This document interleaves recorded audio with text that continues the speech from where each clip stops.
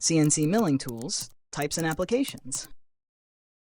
CNC milling is subtractive manufacturing, and the tools used play a huge role in determining the quality, precision, and efficiency of the final product. In this video, we'll break down 10 types of CNC milling tools, explore their applications, and principles for tool selection. Now, what are the CNC milling tools available for your applications? First, end mills. These are the most versatile tools in CNC milling. They come in various shapes, including square end mills, corner radius end mills, and ball nose end mills. Ball nose end mills, for example, are perfect for 3D contouring and complex geometries, while square end mills are great for sharp edges and flat surfaces. Second, face mills. They are designed for high-speed material removal because of multiple cutting edges. These tools are commonly used for flattening large surfaces, so most manufacturers use them for removing raw stock before fine machining. Third, slot cutters, or key seat cutters, are designed to mill precise slots in materials.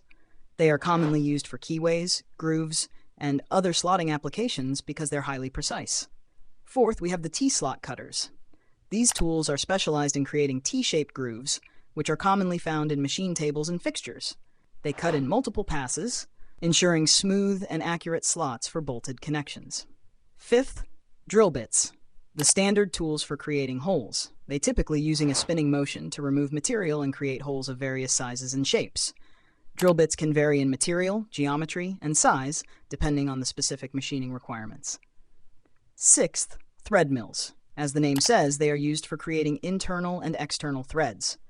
Unlike drill bits, they offer more flexibility in thread sizing. They can be used on harder materials without excessive tool wear. Seventh, fly cutters. Fly cutters are similar to face mills, but feature a single cutting surface mounted on an adjustable bar. This allows the cutting diameter to be modified as needed. While fly cutters are more affordable and often custom-made in-house, they're generally less efficient than face mills for high-quality surface finishing. Eighth, chamfer mills. They are used for deburring and creating beveled edges. They improve part aesthetics and remove sharp edges, so manufacturers use them as an essential finishing tool. Ninth, side mills. They have cutting edges on both the periphery and the face. As a result, they can cut along the side of a workpiece. Side mills are often used for milling deep slots and complex profiles. Lastly, reamers.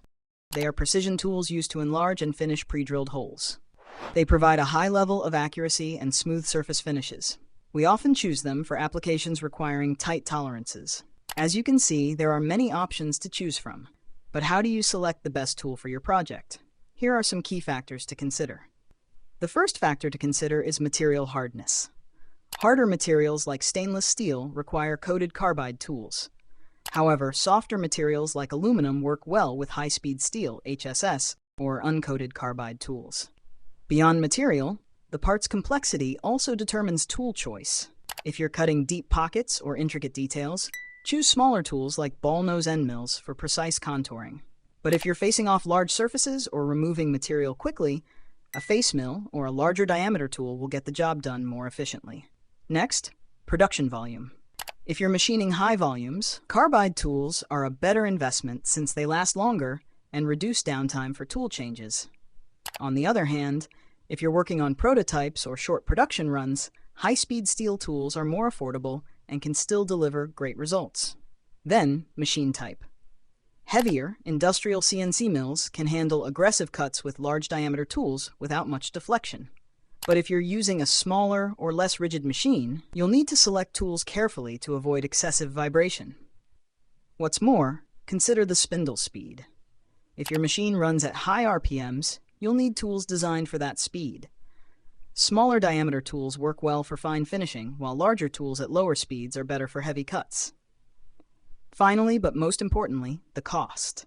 While carbide tools offer longer life, they come at a higher price. You need to balance tool performance, longevity, and budget to keep machining efficient and cost-effective. Choosing the right CNC milling tool can significantly impact your machining quality, efficiency, and cost. If you've got a project that needs CNC machining, feel free to check out RapidDirect. Our experts are here to deliver the best results for you. Lastly, don't forget to like, share, and subscribe for more manufacturing insights. Thanks for watching.